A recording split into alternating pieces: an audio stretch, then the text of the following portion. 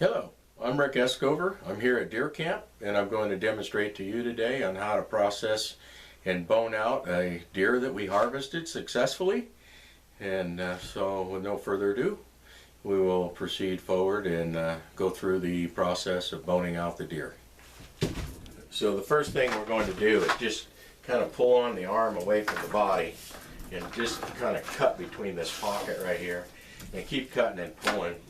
And what we're trying to do is just open this up, and we're coming behind the blade bone or the shoulder bone and just follow the natural muscle right towards the top of the neck or the back of the spine. Okay, the scapula bone, or this bone right in here, you can see the leg running this way, and then the bone runs up here to the knuckle. And this is your flat blade bone. This top right here is a little spine or protrusion, and we want to cut each side of this bone. Just score down with the tip of your knife, kind of like braille. Follow the edge of this down to the flat blade, and then run your knife kind of horizontally, kind of like that. And just keep going underneath, slowly pull away like this. And then do the same on the other side. Cut down, follow the edge of the bone, all the way down to the blade bone. Now cut horizontally out and away from you. And kind of keep working, using the tip of your knife to feel the bone and follow the edge of the bone right here, structure like braille right here. And do the same on the other side.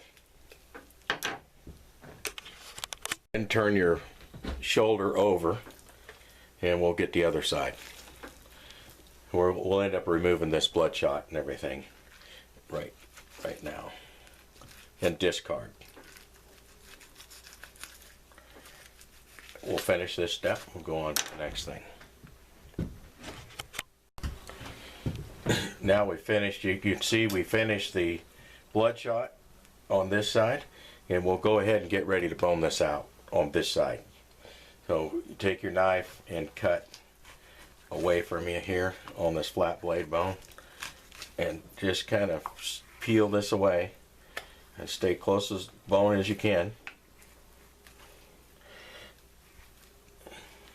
Again, this is the shoulder blade, the flat blade, and just kind of keep working it like that.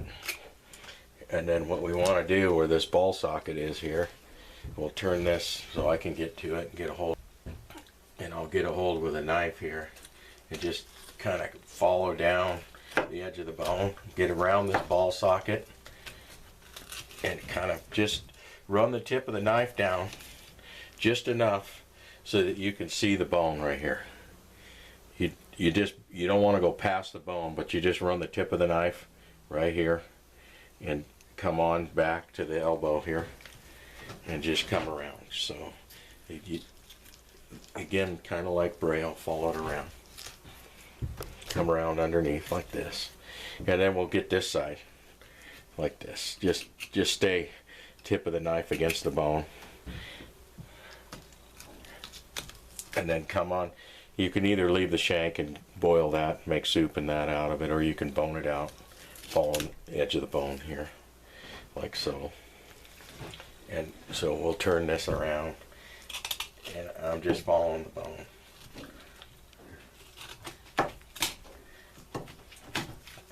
Like so. And just kind of work it its way back to the knuckle here. Free everything up. You got a handle here, a natural handle. You can keep moving the meat around, and you just kind of keep working it like this. So you have pretty good leverage with this leg holding on to it. And then just separate, kind of like that. And then if you want to clean up the bone a little more, remove some of the meat, you can, for burger, you can do that. Now with the boneless meat, I'll make stew meat, hamburger cuts like that, or extruded jerky Works real well. Or I can roll this up into a roast. The next step is to remove the and get to the hanging tenderloins here. Let's just relieve this for now,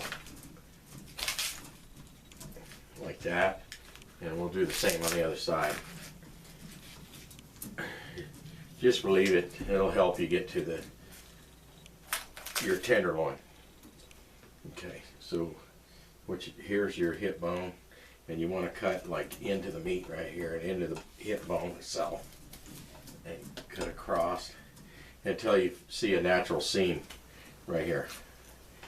And you can, after cutting across into the bone, you can feel your way into that natural seam. And then follow the spine bone on this side, come on down on this side, and then stay between the rib bone. I'm going to cut backwards right here, and just kind of come in between this natural muscle here, and then we'll finish it and pull it out. Now what you want to do is just cut up against the bone all the way in the back at the top side here, and keep scoring the bone and follow the bone all the way down.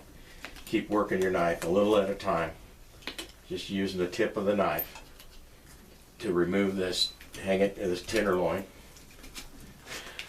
And here's our tenderloin, just like that. Okay, we've finished both tenderloins. And now we'll go remove the back straps. Now to remove the back straps, what we want to do is right below where the hip bone is, as you look around here, you want to find where the end of the hip bone is, somewhere in here. And once you find it, then you're going to cut straight across to and we'll remove the back strap.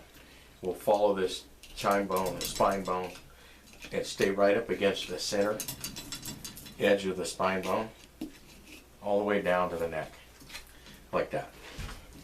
And then find out where the muscle ends here at the end of the eye, and however much tail you want. Some people want no tail. I'm going to leave about 1 inch.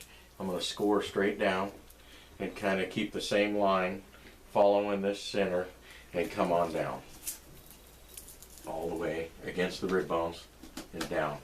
And that gives you a reference point where you start, and you can follow the rib bone back into the back here. The other thing is this is your chine here. You just follow that right here till you get to where the rib cage is, right here.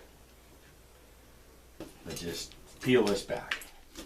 Keep following it and work your way from the top down. Just work all this around here and keep following the bone and using the tip of the knife at all times. And stay against the rib bones here. And then what we'll do is about right here, we'll cut straight across, and that's the end of our loin strip. And you can see how we're following it around. And we'll do the same on the other side.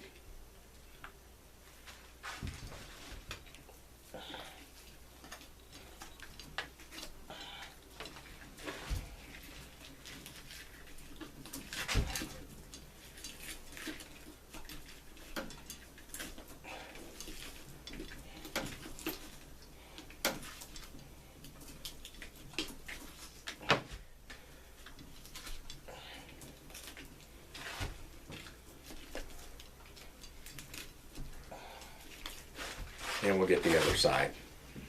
Okay, I've removed the back strap, and this is kind of what it looks like. What we're going to do is lean this out, this tail, eventually after I stake it. Show you the other side of it. So we got it out pretty clean. And there's right here, if you can see, there is a membrane in here that we need to remove, some gristle, cartilage. Just score in there and remove that. We don't want that in our steak.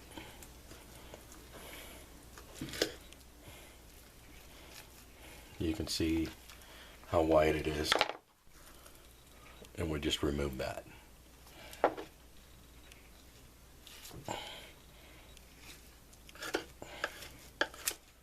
Okay, and discard.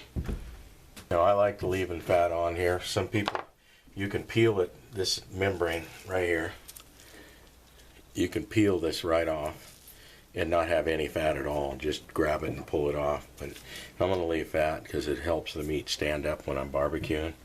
And then we can remove the fat after we barbecue. One of the things I do in cutting steaks is I'll square this end off first. I'll make it square. And then I cut about 3/4 of an inch thick, something to that. And I cut almost to the board, not all the way. And then cut down the second cut right to the board, draw it back, and I make what's called a butterfly steak. Just like that. And then we'll trim this fat to our desired thickness all the way around. I'll cut another butterfly steak.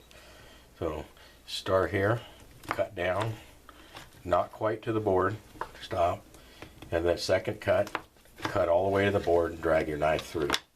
Again, we have a nice butterfly steak, and we trim it as desired, removing the excess fat. I like about an 1/8 inch trim of fat, so I'll go ahead and finish up, and we'll remove most of the fat and prepare these to package. Okay, this is the back straps that we got out of the deer. This is both sides, and you can see they're plump and beautiful, and they're about 1 inch thick is what I ended up cutting them, pretty close to that. So now what I'm going to do is package them about 2 to a package. And here's the meat. Once I've packaged it, I'm getting ready to vacuum seal. So they go into these little pre-made bags. So it's a 3 mil, getting ready to vacuum seal in our new Backmaster VP 120, run by a generator right now. So this is automatic to open the lid. I'll show you how that's done. So you hit this button right here. It says open, and the lid just comes up automatically. Put your bag in there. Make sure that you're level across the top. In this unit, hold on and I'll show you. You want the bag to be flat across the surface there. This is the seal bar. You pick this up right here, put your bag into the holder and push down, and that'll hold your bag straight. Then what we want to do is right here, we'll hit the close button and start, and the lid will go down. It'll start its vacuum.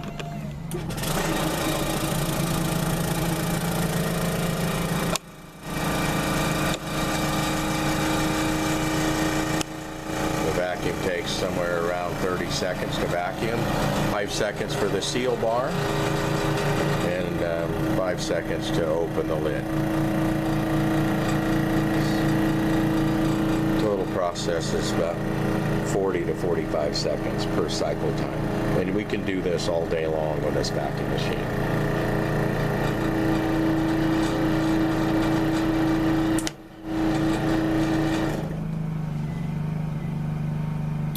Now it's just evacuating the air, to getting ready to seal.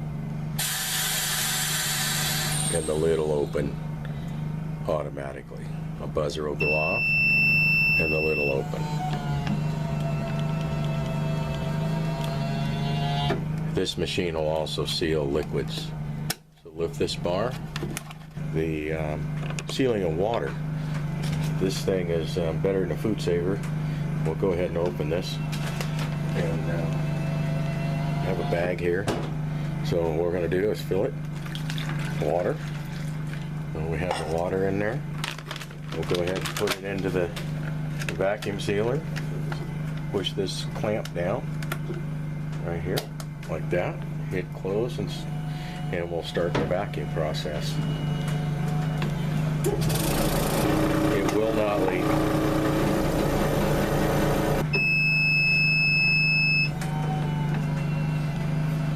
And this is why a chamber vacuum is a much better sealer than a food saver. Right there. The water does not leak out. So you can do soup, stews, any kind of liquid you want and seal in a vacuum seal package. There's your finished product right there. It's a very nice vacuum tight pouch. It'll keep your meat up to 5 years, just as fresh as the day you put it in. We have packaged the meat and vacuum sealed all the loin chops or backstraps, including the tenderloin. There's 13 packages, and took up approximately 15 minutes to package and vacuum seal. A good idea would be able to use your address labels printed from your computer to your printer and stick on the package, or you can write with a Sharpie what the date and cut is. The rest of this deer, below the legs here, all that, we'll just bone it out, everything for hamburger.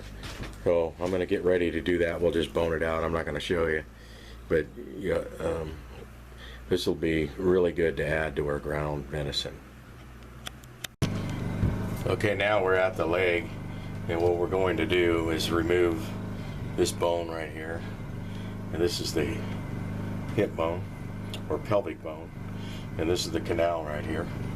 And so we want to remove that pelvic bone, and there's a joint right here where this leg ties right in like this.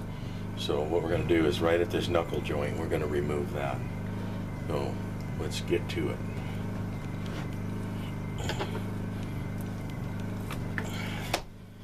Turn it around so I can work into it, and then I'm going to score right along this hip bone, just using my knife, a little bit at a time, pulling the meat away.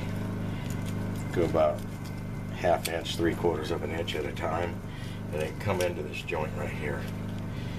Okay, and then we're going to follow this bone right here and keep separating the meat and work our way underneath right here, and just using the tip of the knife going through that joint, and just keep working that, and kind of slowly pull this away here, and you can see right here, remove that membrane, the connective tissue that holds that knuckle into the hip socket. Okay, what we want to do is underneath here, we want to be careful, because in this pelvic bone there's a hole in the bone. It's right here, and so your knife can go right through it.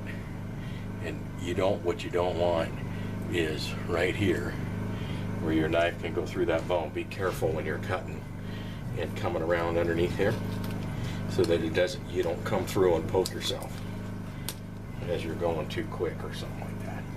And then I just remove this bone like this, and then we'll get to the round meat and separate that.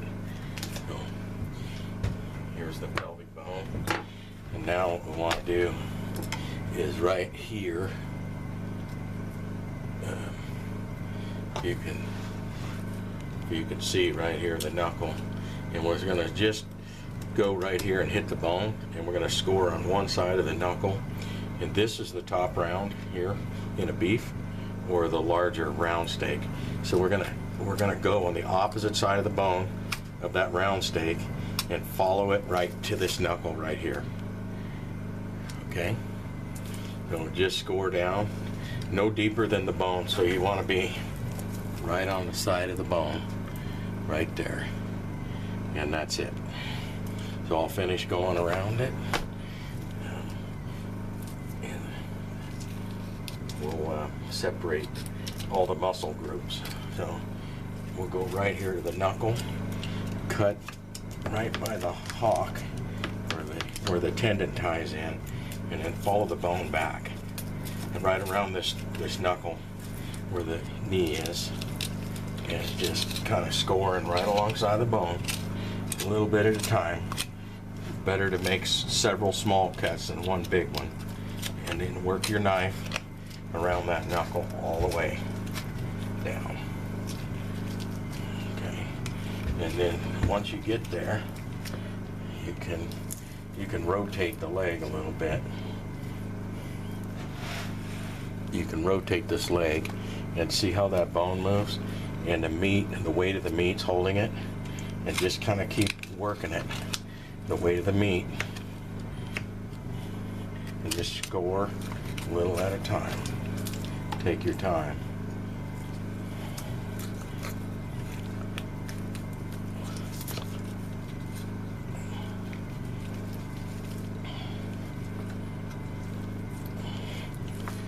I'm just rotating the bone all the way. It gives me more flexibility what I can do.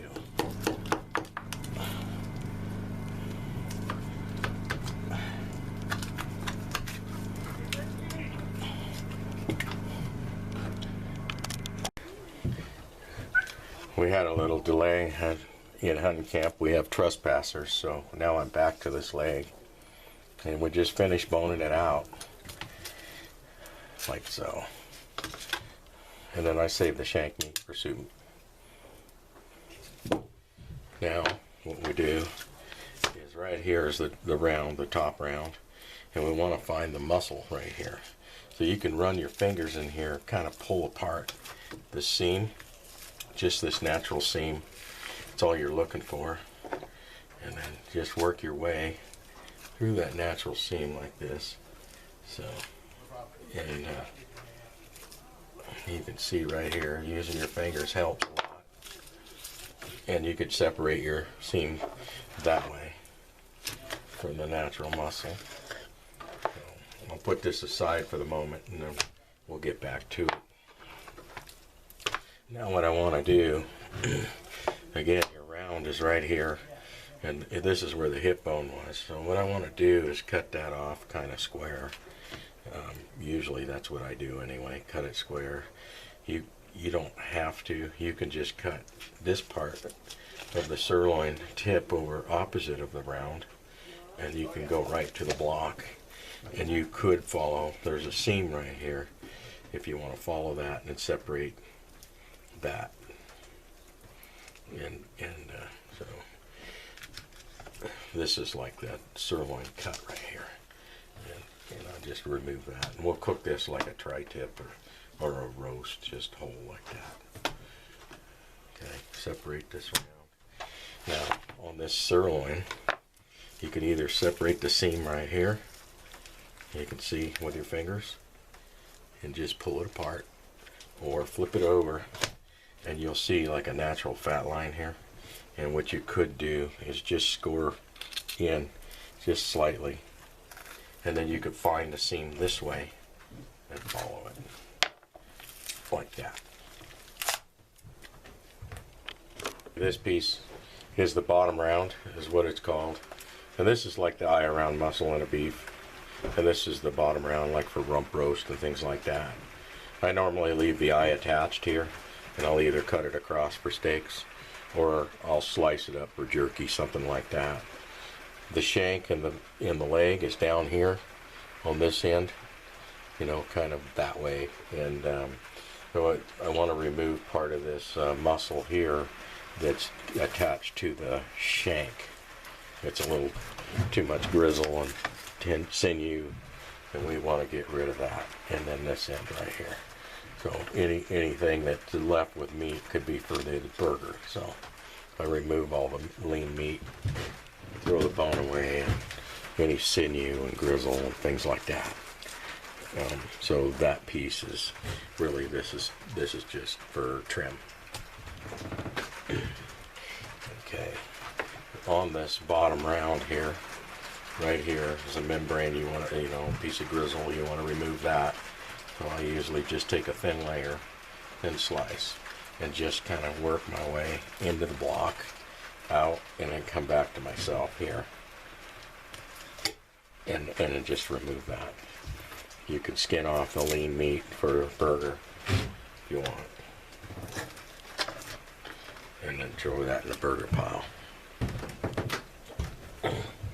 And again, this will just be cut into steaks. And so what we want to do is this membrane on the outside, called the fel, we'll just pull it and just keep stripping that off. It's a little chewy, tough. and we'll have a nice tender piece for our steak here coming up.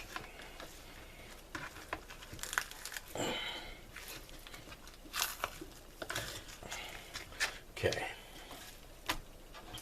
so this, it could be a roast, cut into jerky meat, stew meat, burger, whatever you want, or in this case I'm going to cut it into sirloin tip steaks, and then I'll package them this way. So you can see how this looks here. You know, if you want to lean it out, you can, but the thickness, it's your desire. 3/4 of an inch to 1 inch is usually what I do. You could cut it like 2 inches thick and then prepare it somewhat like a London broil, and that's pretty good too.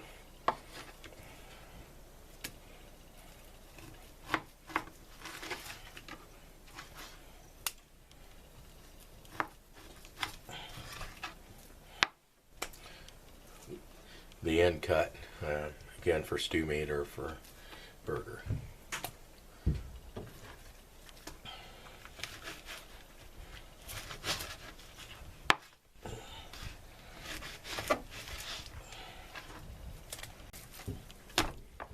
Now here's the top round, and what I want to do is remove this dried aged meat here off of the top round of the deer and kind of clean it up. And again, we can cut this thick, you know, like London broil or like steaks, or we can tenderize it and make some cube steak, or what you call minute steaks. So I trim the end off, cut them about 3/4 of an inch.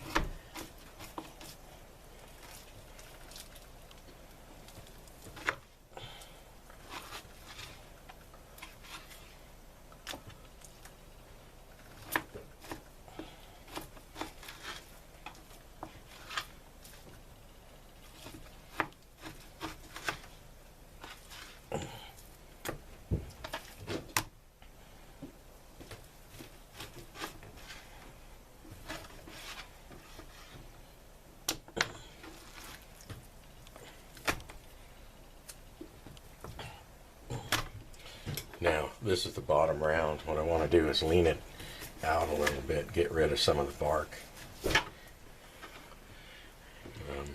If this is a little tough or dried out right here, just shave it away. In this case, it's in really good shape, so I'm going to leave it. Turn it over, and I'm going to get ready to cut it into steaks, but I want to square this end off, and then I'm going to start cutting it into steaks here.